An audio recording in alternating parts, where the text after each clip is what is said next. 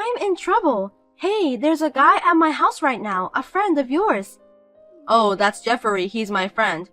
He just called me and we're going to have a drink after a long time. I'm still working and won't be home for another 2 hours and Jeffrey's already on his way. I told him to go home first.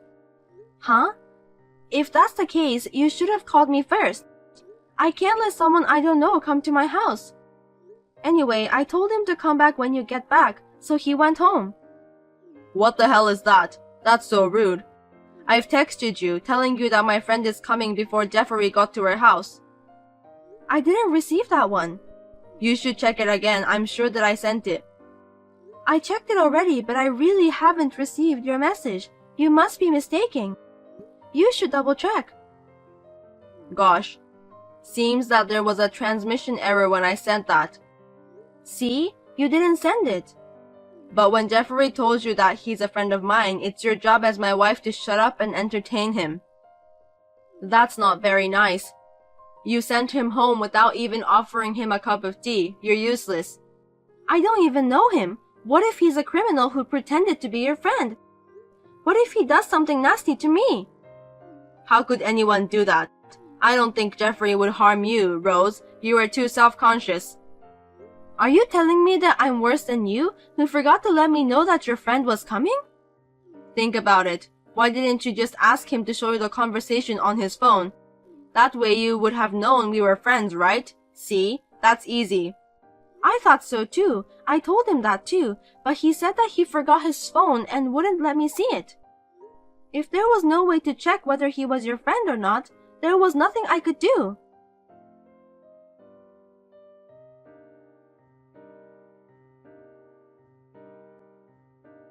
Even after that, my husband kept complaining to me for a while.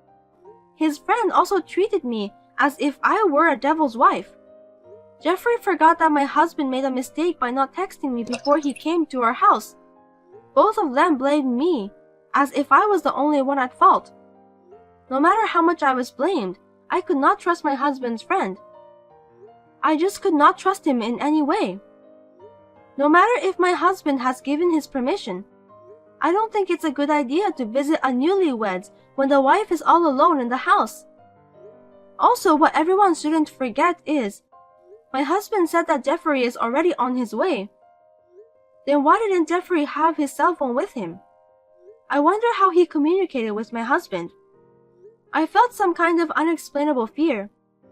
That's why I decided to go back to my parents' house. Then, I received a message from my husband, who was in a panic when he came home from work.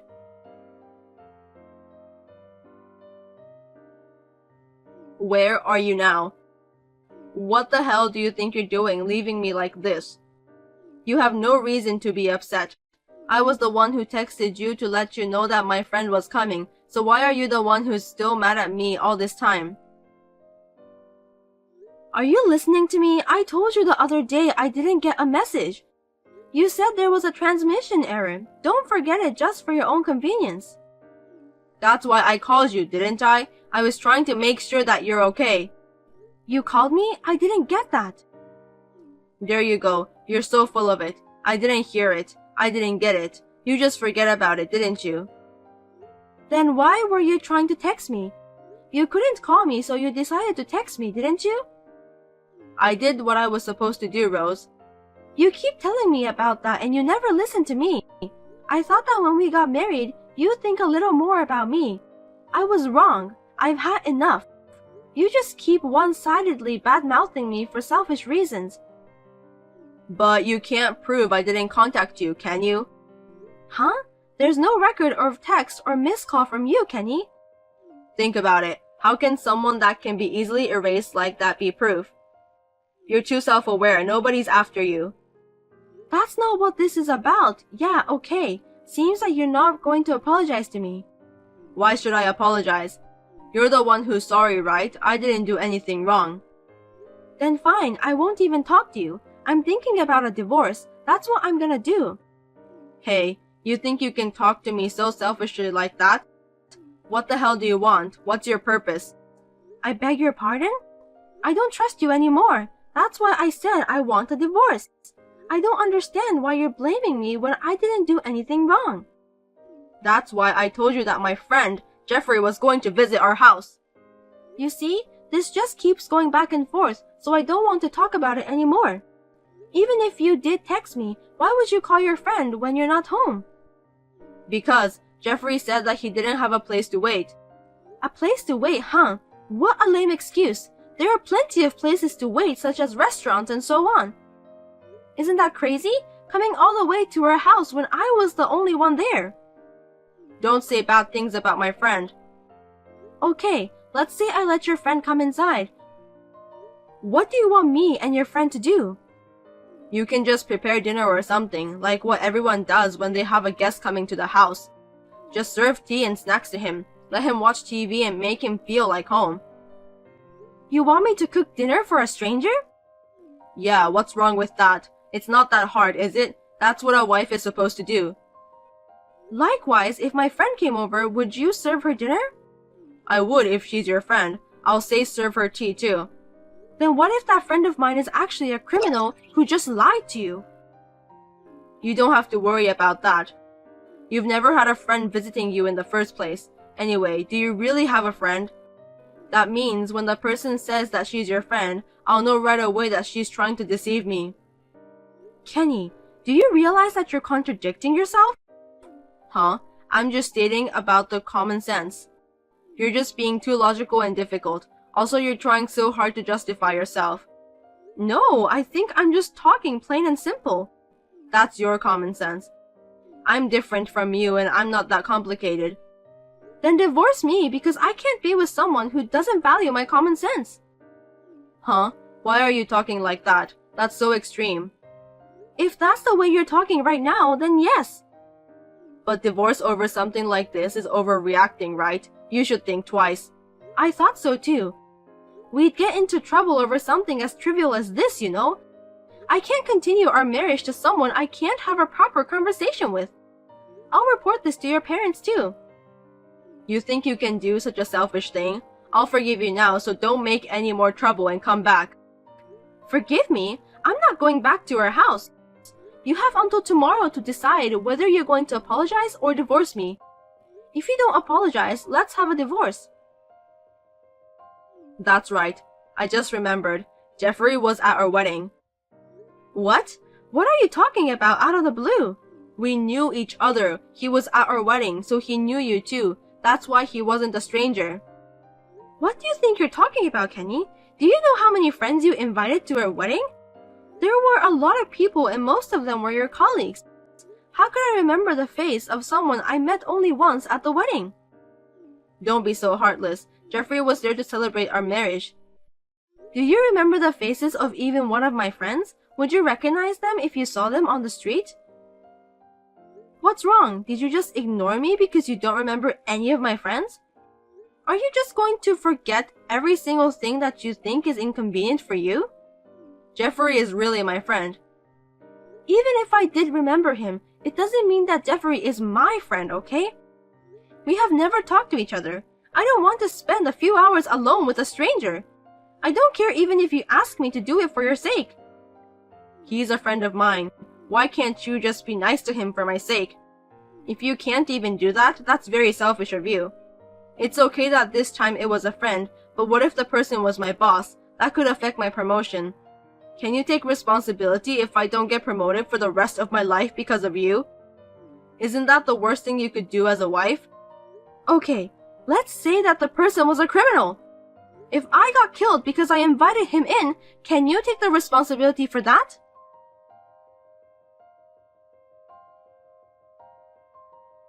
Kenny didn't reply to me. Well, I guess he can't answer that because he has never thought about that possibility. Seems like the divorce is not moving forward. Maybe I should ask for a lawyer. The next day, I looked at my cell phone during my part-time job lunch break. I got a long message from Kenny. I didn't even want to read it. Although the content was in the form of an apology, the message was full of excuses and condescending. No matter how hard I tried, I could not forgive him. One thing that bothered me was that his friend Jeffrey said he wanted to apologize to me. I was thinking about why Jeffrey wants to go through the trouble of meeting me. I felt that something was not right. I wanted to set up a meeting with an attorney to discuss the divorce matter. I contacted my husband but did not receive a response.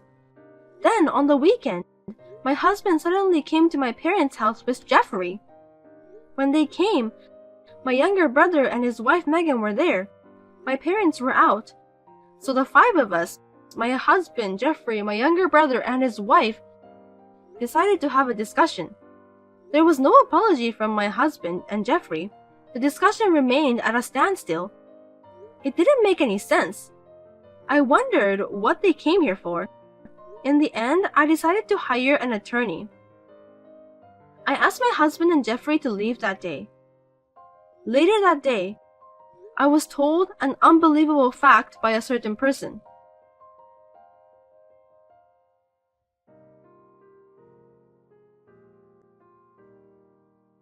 What are you waiting for? All you have to do is get a divorce. You're the one who made things so complicated. What's wrong with you all of a sudden? This is between me and Kenny. It's none of your business, Megan. Of course, it's also my business. I want to marry Kenny as soon as possible. Seriously, what are you talking about? You are my brother's wife. I found out when I visited your house last time. I realized that I was married into this family to meet Kenny. I felt like it was my destiny to be together with him. You're also insensitive, aren't you? Kenny is very fond of me, so he's mine already. He said he'd remarry me as soon as he divorces you. Just go ahead and tell Kenny is not at fault. Well, he doesn't love you anyway. Then you can get a divorce with a clear mind, right? Kenny may feel refreshed, but I don't. If he doesn't love me, then why is he arguing about the divorce? He can just do it straight away if he wants to. Kenny is a smart guy. If he admits that he's at fault, you have to pay alimony, right? He said he doesn't want that to happen. That's not smart. That's just being petty. So since he doesn't want to pay for alimony, he's just going to keep on complaining. I'm appalled. What about Jeffrey then? It's just not right that he keeps popping up multiple times. He has nothing to do with this, so why is he acting like he's a part of this matter? I'll tell you what I think. Jeffrey loves you. Huh? He fell in love with you when he saw you at the wedding. But he gave up on you because you're his friend's wife. But when he and Kenny were having a drink together, Kenny told him that he wanted to divorce you. When he heard that, Jeffrey's love for you had got stronger than before. I'm happy for you. So you and my husband took advantage of that. Well, that's what it comes down to, but it doesn't matter, does it? The truth is that the day Jeffrey went to your house, I got proof of the affair and tried to use it for the divorce. But Jeffrey chickened out at the last minute. Since you turned him away, the whole plan got screwed up. You're just playing hard to get. Do you even know what you're talking about? You're saying that you're trying to take advantage of your own friend. That's very inhuman. It's okay because nothing happened, right? It would have been fun if something had happened. That's not the point. Do you even care about other people's life? If that had happened, Jeffrey would have been arrested by the police. Kenny told Jeffrey not to worry because he would pay for the settlement. Jeffrey said he had no intention of doing any harm to you. He didn't even know he was being used, and he was so eager to go and see you. Poor Jeffrey. He thought that he could be together with you. He's just too sweet, which really makes me want to laugh out loud. You're such a jerk. You can say what you want. It doesn't hurt my feelings at all. At first, I was going to charge you with adultery. But that's too much trouble. Just divorce Kenny as soon as possible. I don't want to wait any longer. You don't have to pay me any more money, so just get out of my life.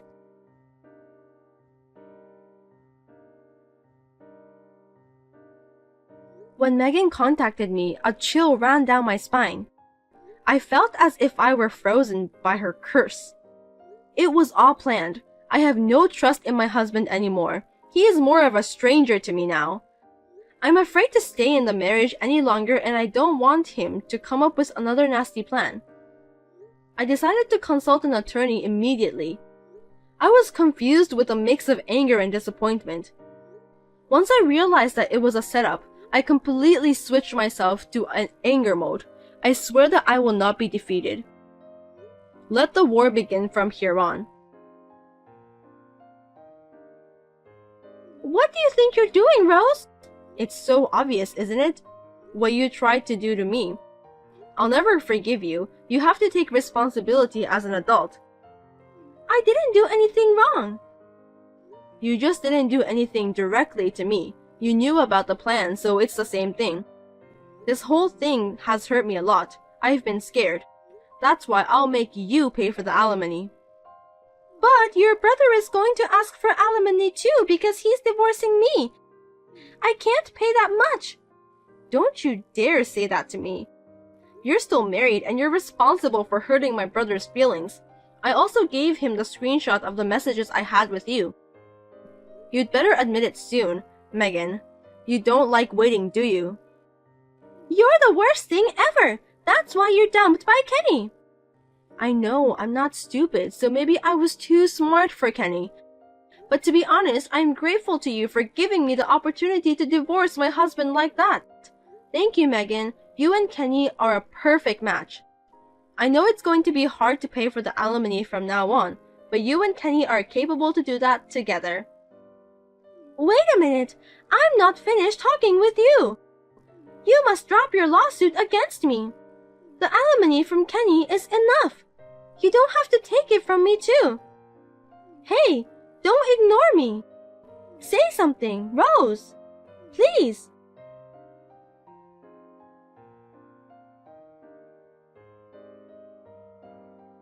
That terrible plan was exposed. Kenny and I, Megan and my brother were able to divorce rather easily. My brother and I sued Kenny, Megan, and Jeffrey for alimony. The three of them kept blaming each other. They showed no signs of remorse for what they had done. They are really shabby people. The attorney thought they were malicious and demanded a substantial amount of money for compensation. If they did not comply, they would go to court and contents certified letter will be sent to each company they are working for. With this, Kenny and Jeffrey gave up easily and paid the fee. Megan, who was a housewife, had no way to pay the fee, so she was complaining, but her parents shut her up. Kenny was blamed so badly by my parents, his younger brother, and his own parents, and when he came to my parents' house to write the divorce papers, I was surprised to see that he was like a zombie. But both my parents and my brother say they have no intention of forgiving Kenny. Of course, neither do I. It seems that Megan told Kenny to marry her, but Kenny's parents were against that. It seems that Kenny, who's fed up with all the lecturing from his parents, did not defend Megan and turned her away, saying that he would not marry her. I have returned to my parents' house and am regaining a peaceful life. After what happened, my brother and I were depressed for a while. But both of us were glad that we realized the true nature of Kenny and Megan at an early stage before we had kids.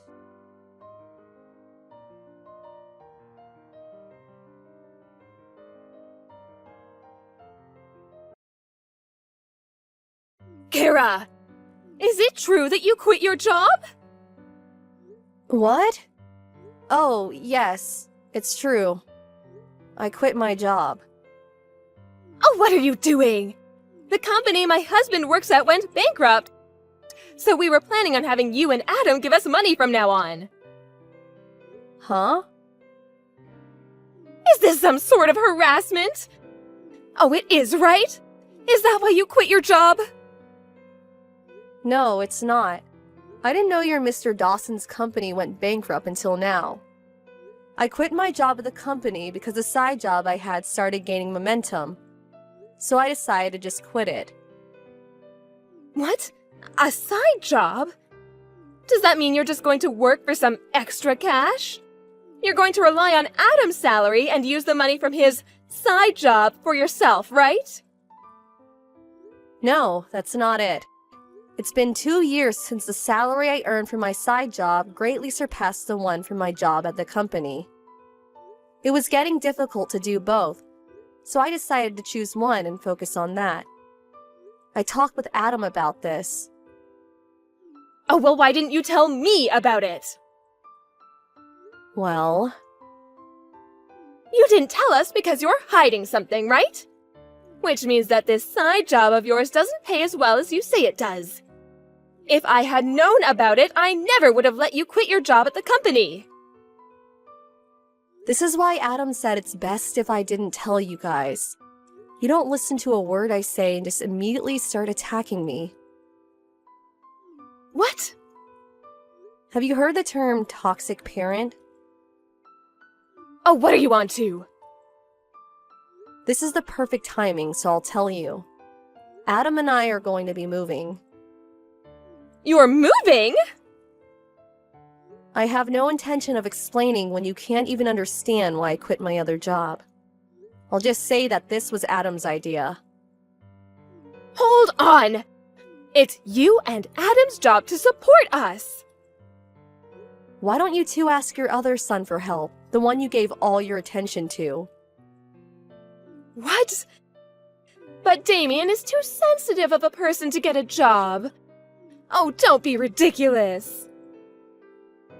Don't you realize that pampering him like that is probably why he's 41, unemployed, and living with his parents? What? Goodbye. I finally found your new address, Kara. It wasn't easy. I had to give my relatives a bunch of money to make them talk. Huh? Mrs. Dawson? Oh, it looks like you didn't block me. I didn't block you on purpose because I didn't know just what you people would do if I completely shut you out. Well, it looks like someone's still as rude as ever. Anyways, it seems like you still don't have a job. What? I've been watching you these last few days. But you only leave the house when you go shopping or jogging. You've been watching me? Just what are you thinking? I know that you're not in the house right now. So I had my stuff moved into the house. What? What do you mean your stuff? How did you even get in? Well, I broke that big window that leads from the yard to the living room. You what? Anyway, me moving into your house isn't important. I'm just surprised you still don't have a job. Isn't it normal for wives these days to have one? And to think I came all this way just so you and Adam could finally do your job and support me. Why is it that you haven't done anything to prepare for my arrival? Because we were never planning on letting you move into our house. What did you just say to me? I told you this before. Did you forget? You didn't tell me anything. Okay, I'll be there soon. Adam, you're still outside, right? What's wrong, Kara? I dropped off the stuff and on my way home. I'm at a gas station right now. Oh, I'm just glad you didn't bump into her. What is it? Your mother found out where we live and broke in through the living room window. What? She broke the window? Looks like she's still as crazy as ever. Judging by the text she sent earlier, she still hasn't given up on getting us to support her. She says she's moved into our house, so she's probably not just going to leave. Jesus. What are we gonna do? We probably have to go home. But it's going to be quite the hassle once we do, since your mom's already broken in. This is the worst possible timing. Oh, I see. Now, huh? What is it? I tried thinking about it from a different perspective. Ever since she found out I worked at A Industries, Mom hasn't stopped telling me to give her money. Yup. She ignored me at first when I told her about the company I got into after I graduated high school. But she found out that it was one of the largest companies in the industry after I got interviewed by a local newspaper. Which is why she now thinks I get paid well. So that's why. I was truly shocked when I found out that she wanted you to give her basically your whole salary every month. Truly. At the time, it was only 7 years since I'd graduated high school and got the job at A Industries. My parents probably thought that I got paid as much as someone who graduated from a prestigious university and got an official position. It looked like aliens the way they kept asking me for money. I assume nothing's changed in their attitude, so she's probably gonna ask me for money again. But now that it's only 2 weeks until I start my new job, I'm basically unemployed right now. Oh, I understand. You mean that we should take advantage of the situation, right? Let's decide on what to do before we go home. Where are you right now?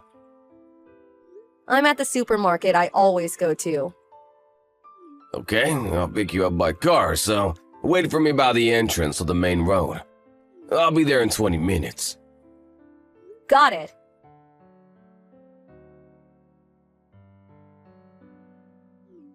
Kara, I heard what you and Adam were talking about last night.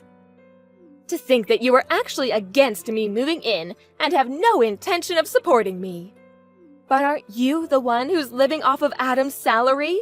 You're just afraid that if I move in, you won't be able to spend as much money on luxuries anymore, aren't you?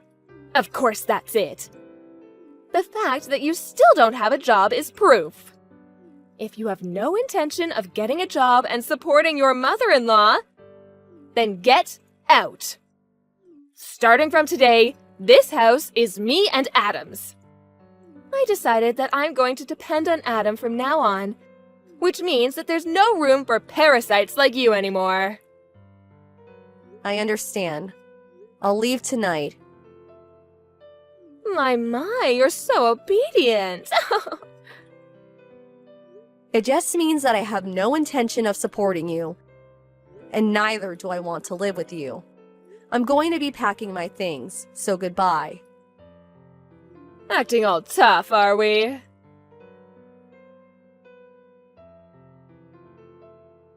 Did you get there yet, Kara?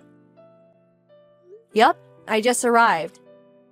I ate the dinner I bought from the convenience store while surrounded by cardboard boxes. That sounds fun, I guess. I've got work that's nearing the deadline, so I'll need to set up the computer though. I see. You seem as busy as usual, but don't overwork yourself, alright? Mom's calling me. I'll settle things in 3 to 4 days, but I won't text you too much just in case. Got it. I'll wait for you here. Good luck. Thanks.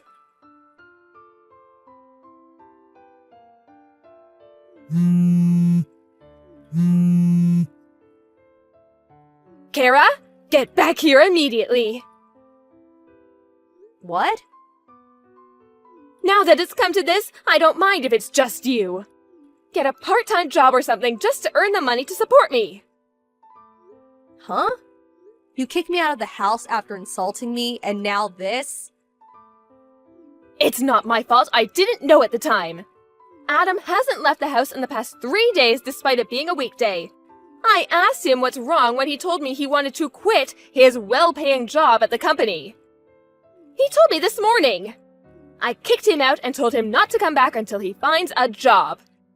He's probably looking for one right now, but someone as useless as him probably won't be able to find a job so easily.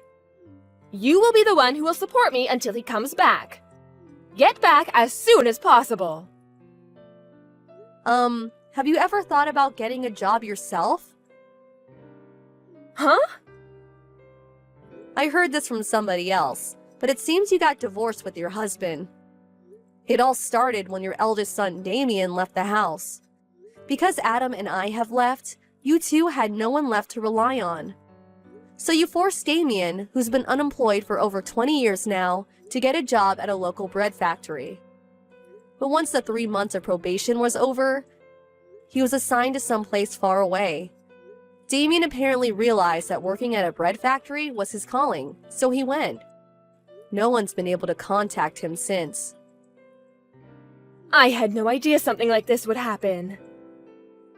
Mr. Dawson was the one who gave Damien the pamphlet for the job, right? You blamed him for Damien leaving, which was the start of a huge fight. In the end, you were kicked out of the house. You realized that at this rate, you would become homeless. So you used the money you got after the divorce as a bribe to get one of our relatives to give you our address. Am I right? Yes, but still, what is it with you two? How is it that both of you are unemployed? Well, I for one plan to work hard from now on. Yes, keep doing so. So you're finally going to do what I say. Then go get a job so you can support me. No, that's not what I meant. Huh? You know, the two of us were actually preparing to move before you barged into our house. What, you're moving again? Didn't you notice that all our stuff has already been moved out? Oh, now that you mention it, it is a bit empty here. Oh my god, is your stuff really not here? You really did notice until I told you? You really do only think about yourself, do you? Well, I guess it's all right. At least I have a house now. Oh, we're only renting that house. Huh? We've already terminated the contract, so get out of here by the end of this month, okay? What? But... Adam's arrived at the new house, so bye now. Kara! But then who's going to support me?